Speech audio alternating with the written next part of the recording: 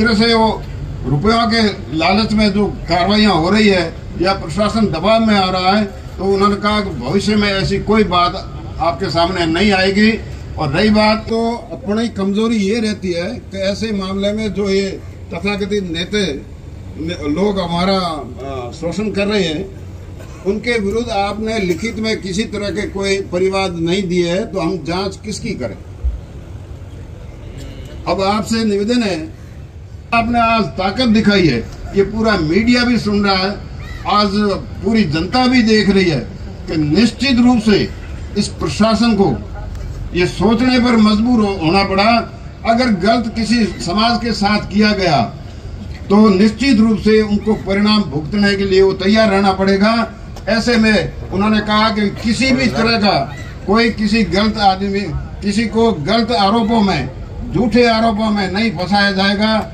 यही बात प्रशासन। एक और हॉस्पिटल के अंदर जो धरना प्रदर्शन कर रहे हैं, हॉस्पिटल सार्वजनिक स्थान है, अगर इन्होंने 4 दिन पहले भी कोई ऐसा गलत किया है तो उसकी एक तो FIR देनी चाहिए। तो अब SP साहब ने का मामला है और अखबार वाले वगैरह जो गलत लिखित में दे रहे हैं कि हमने उनको APO करने का किसी तरह से गवर्नमेंट को कोई चिट्ठी नहीं दी है, तो चिट्ठी नहीं देने के कारण उनको APO नहीं किया जा सकता। कलेक्टर साहब ने और SP साहब ने ये भी कह दिया कि अपना वार्ता तो आपसे कर रहे हैं, मगर आधे घंटे बाद में मेरा या SP के सस्पेंशन का भी कागज आ सकता है। इसमें हम कोई गारंटी लें ऐसी बात नहीं है, मगर आडा साहब के बारे में ये कहा कि जब तक हम कोई लिखित में ही नहीं भेजेंगे तो कार्रवाई क्या होगी। इसलिए वो APO का मामला भी बिल्कुल और ठंडे बस्ते में।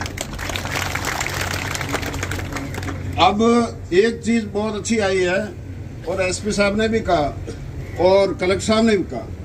एक तो अपनी कमजोरी ये रहती है कि ऐसे मामले में जो ये तथाकथित नेता लोग हमारा शोषण कर रहे हैं, उनके विरुद्ध आपने लिखित में किसी तरह के कोई परिवाद नहीं दिए है, तो हम जांच किसकी करें। अब आपसे निवेदन है, कई लोग अभी अपनी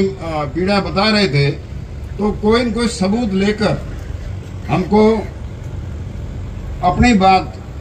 परिवाद के रूप में ठोस रूप से पेश करनी चाहिए। ऐसा हमारा प्रतिनिधि मंडल का भी निर्णय है, ताकि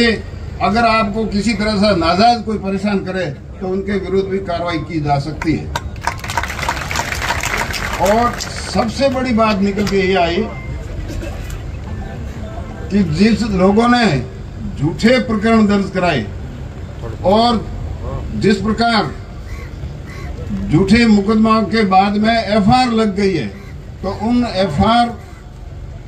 लगे हुए मुकदमाओं की पूरी हम इंक्वायरी करके और उनके खिलाफ जिन्होंने झूठे दिए, चाहे एट्रोसिटी का, ST/SC का एक्ट का मामला हो, चाहे दूसरे भी हो, तो हम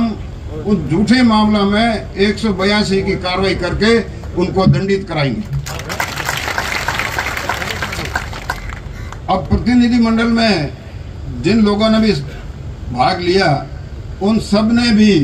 अपने समाज, सर्व समाज, यहाँ तक कि ये भी कह दिया गया कि इस तरह से वो रुपयों के लालच में जो कार्रवाइयां हो रही है या प्रशासन दबाव में आ रहा है, तो उन्होंने कहा कि भविष्य में ऐसी कोई बात आपके सामने नहीं आएगी। और रही बात, एक और हॉस्पिटल के अंदर जो धरना प्रदर्शन कर रहे हैं, हॉस्पिटल सार्वजनिक स्थान है, अगर इन्होंने 4 दिन पहले भी कोई ऐसा गलत किया है तो उसकी एक तो FIR देनी चाहिए। तो अब SP साहब ने कहा कि मैं कार्रवाई करूंगा और भविष्य में भी अगर इस तरह से कोई हॉस्पिटल में जाकर करेगा तो उसके खिलाफ लिखित में आप दे देना, हम कार्रवाई करके उनको बंद करेंगे। ये सब प्रतिनिधि मंडल ने बात की है। अब मेरा ये निवेदन है आप सबसे, भाइयों, आप लोग बहुत दूर दराज से भी आए और जो आपने आज ताकत दिखाई है, ये पूरा मीडिया भी सुन रहा है, आज पूरी जनता भी देख रही है कि निश्चित रूप से इस प्रशासन को ये सोचने पर मजबूर होना पड़ा, अगर गलत किसी समाज के साथ किया गया तो निश्चित रूप से उनको परिणाम भुगतने के लिए वो तैयार रहना पड़ेगा। ऐसे में उन्होंने कहा कि किसी भी तरह का कोई किसी गलत आदमी, किसी को गलत आरोपों में, झूठे आरोपों में नहीं फंसाया जाएगा। यही बात प्रशासन को मांगनी पड़ी और सब जो मांगनी पड़ी वो आप सबकी ताकत रही। आप सब ने जो ताकत बताई इसके लिए आपका बहुत बहुत धन्यवाद, बहुत बहुत आभार। इन्हीं शब्दों के साथ आप सबको बहुत बहुत धन्यवाद है कि इस तरह से हमेशा कोई काम पड़े और अन्याय होता हो तो आप हर कौम के साथ खड़े रहेंगे, इसी उम्मीद के साथ आप सबको बहुत बहुत धन्यवाद। जय भारत। और